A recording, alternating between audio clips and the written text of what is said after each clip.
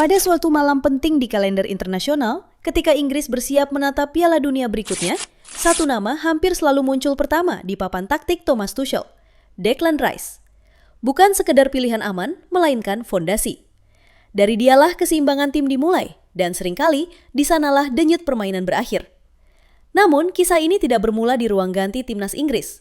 Beberapa bulan sebelumnya, di Emirates Stadium, Rice kembali berlari tanpa henti. Ia menutup ruang, merebut bola, lalu tanpa ragu melaju ke sepertiga akhir. Pada laga kontra Bournemouth, 2 golnya menjadi pengingat keras. Peran Rice telah berubah. Ia tak lagi hanya penjaga garis pertahanan, tetapi ancaman nyata dari lini kedua. Gol-gol itu bukan anomali, melainkan hasil dari evolusi yang disengaja. Transformasi. Ketika Arsenal mengeluarkan dana besar untuk memboyong Rice dari West Ham United pada 2023, tekanan datang bersamaan dengan ekspektasi. Tapi alih-alih tenggelam, Rice justru tumbuh menjadi pusat orbit permainan. Di bawah arahan Mikel Arteta, ia diberi kebebasan yang jarang dimiliki gelandang bertahan Inggris sebelumnya. Kebebasan untuk naik, menusuk, dan mengambil keputusan di area berbahaya. Musim ini, namanya hampir tak pernah absen di laga besar. Saat tempo meninggi, Rice menjadi penyeimbang. Ketika Arsenal membutuhkan dorongan, ia menjadi pemantik. 4 gol dan 3 assist hanyalah permukaan.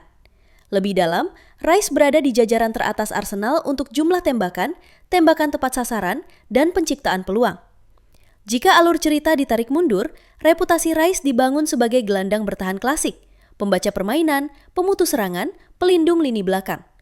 Dan sisi itu tak pernah hilang.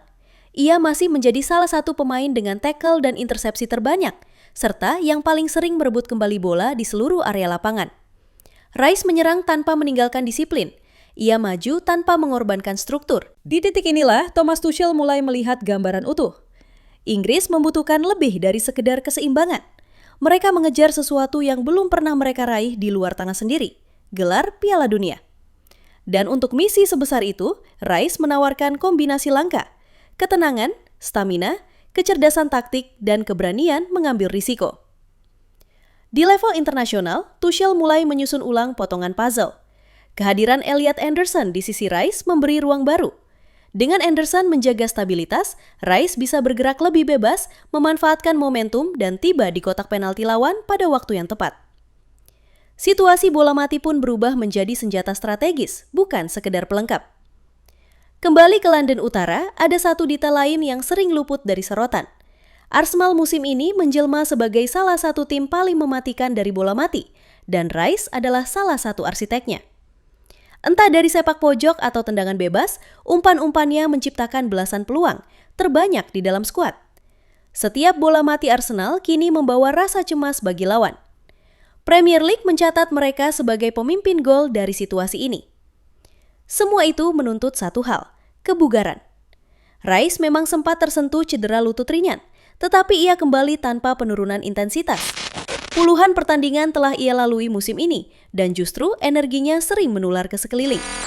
Kekhawatiran terbesar hanya soal kelelahan pasca musim, terutama jika Arsenal melaju jauh di berbagai kompetisi. Namun jika cerita ini ditutup di titik sekarang, satu kesimpulan terasa jelas. Declan Rice bukan lagi sekedar opsi aman di lini tengah Inggris. Ia adalah pusat gravitasi.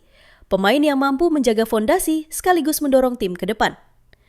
Dalam alur maju mundur perjalanan karirnya musim ini, satu benang merah tak pernah putus.